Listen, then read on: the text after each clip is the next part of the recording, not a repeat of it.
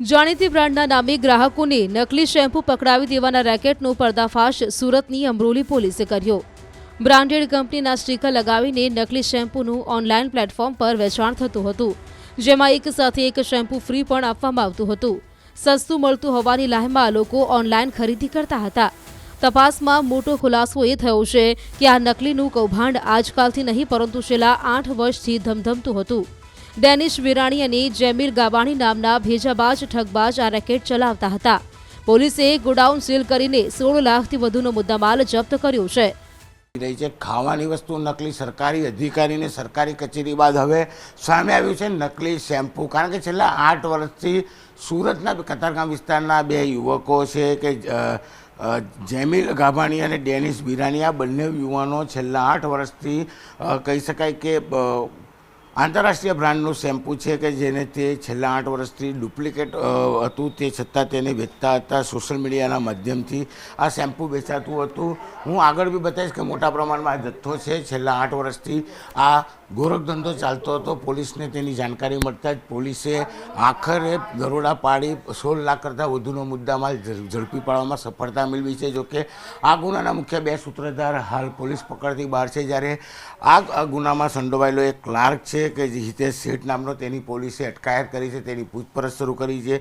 આ બંને યુવાનો છેલ્લા 8 વર્ષથી સોશિયલ મીડિયાના અલગ અલગ પ્લેટફોર્મથી આ શેમ્પૂ વેચતા હતા। ખાસ કરીને આ શેમ્પૂ વેચવા માટે તેમને સોશિયલ મીડિયામાં લોભામની સ્કીમ પર મૂકી હતી, એટલે કે એક શેમ્પૂ પર એક શેમ્પૂ ફ્રી, એટલે કે નકલી વસ્તુ, અને તેમાં પણ લોકોને પ્રલોભન આપી આ ગોરખધંધો છેલ્લા 8 વર્ષથી ચાલતો હતો। ખાસ કરીને જાણકારી મળતા સુરતની અમરોલી પોલીસે એક ગોડાઉન પણ મોડી રાત્રે દરોડા પાડ્યા હતા અને 16 લાખ કરતાં વધુનો મુદ્દામાલ ઝડપી પાડવામાં આવ્યો છે। ચોક્કસ કહી શકાય છે કે આની કિંમતને લઈને પણ ઘણા બધા સવાલ ઊભા થયા છે।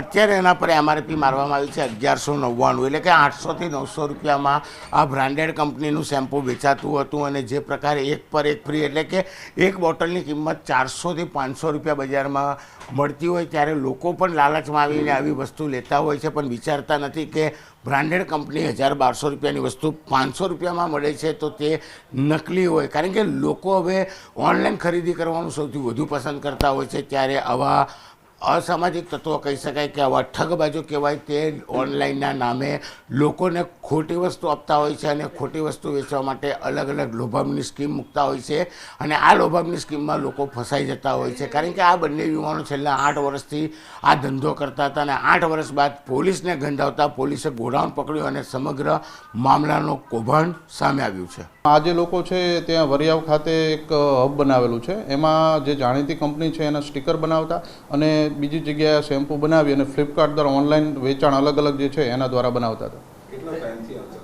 અહીંયા 2 મહિનાથી ચાલુ છે અને આમ કુલ 7-8 વર્ષથી આ લોકો આ રીતનું ધંધો કરતા હોય એવું જાણવા મળેલ છે, જેથી એમની બાતમી આધારે રેડ પાડવામાં આવેલી। તે લોકો બોટલ બનાવી એની ઉપર કંપનીના સ્ટીકર લગાવી દેતા અને જે નકલી માલ છે એને અસલી તરીકે વેચતા હતા।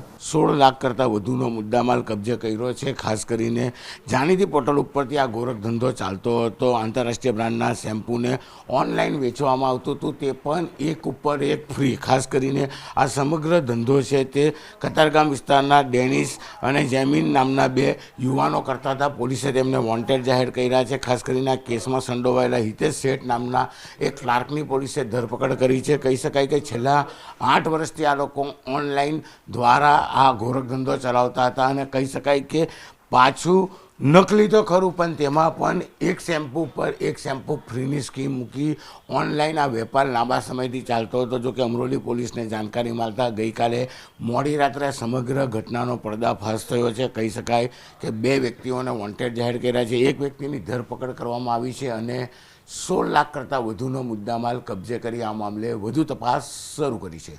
કેમેરામેન જીગર ગૂગલ સાથે કૃતેશ પટેલ, ન્યૂઝ 18 ગુજરાતી, સુરત।